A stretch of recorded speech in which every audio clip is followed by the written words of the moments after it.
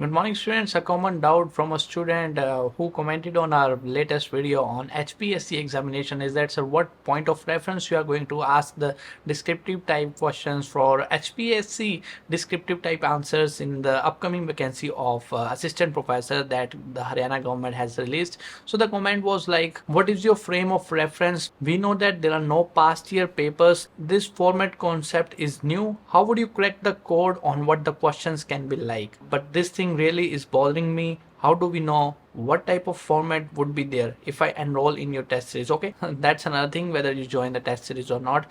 So what they are going to ask is that they are not going to ask you the factual questions, so explain the history of Elizabethan period, what happened during that period, or explain the Shakespeare's Tempest, the characters, the summary, and all that.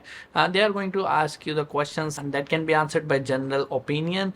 For example, they can ask you feminism in the work of An Introduction by Kamala Das, or they can ask you what is the current situation of feminism in 21st century in India, particularly talking about India, because feminism in India is way behind than what we can see in the textbooks, what we can see in the practical world. So there are not so many Indian feminist writers, and if there are Indian feminist writers, they have not yet produced the level of that work.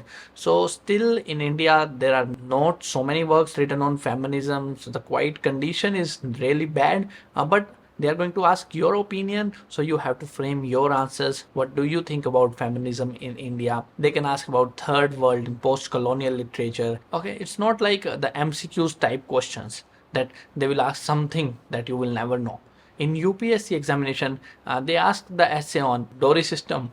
That's a general question, and we have been writing the essay on Dory for last like 10 years. In 8th standard, in 9th standard, we have written the essays on Dory system. The same is appearing in UPSC examination. What is the definition of new woman in India? Why it is a myth?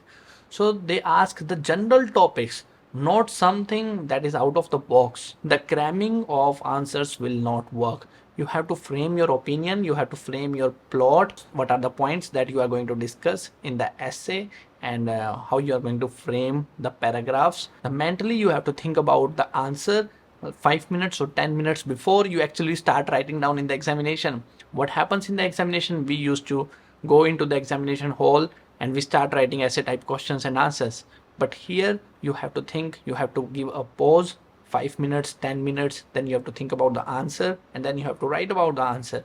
The questions will be general essays form. Okay, they will give you a poem and they will ask you to decode the poem and write your opinion, because it happened with me in NPTEL literary theory course. When I appeared for the examination, they just give the 3 lines and they asked what I think about those 3 lines.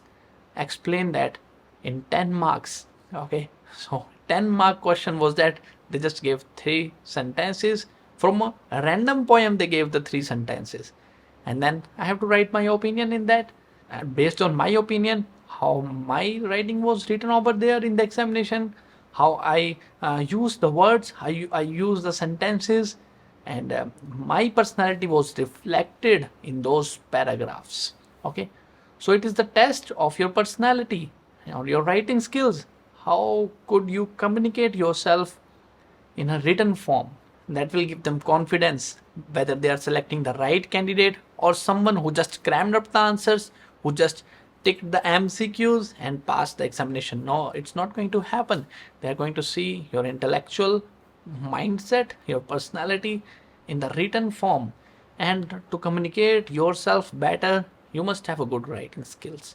It's not like you speak something and then you start speaking again and again and again to fill the videos, right? A lot of YouTubers, what they do is they pick one idea and they start keep on repeating the same thing throughout the video for 7 minutes, for 8 minutes. That shows lack of skills, because they were not able to take the point from here to here. And we do not love such videos, because we say that what the hell he is talking about, he is speaking the same things, not coming to the actual point of discussion. So we try to avoid those YouTube videos, but that comes in speaking skills. But now your work is to do writing. You have to write well to make sure that you are having a good conversation with the examiner who is going to check your copies. Okay, so this is what all I have to share. I wish you all the very best. That's it for this. Thank you.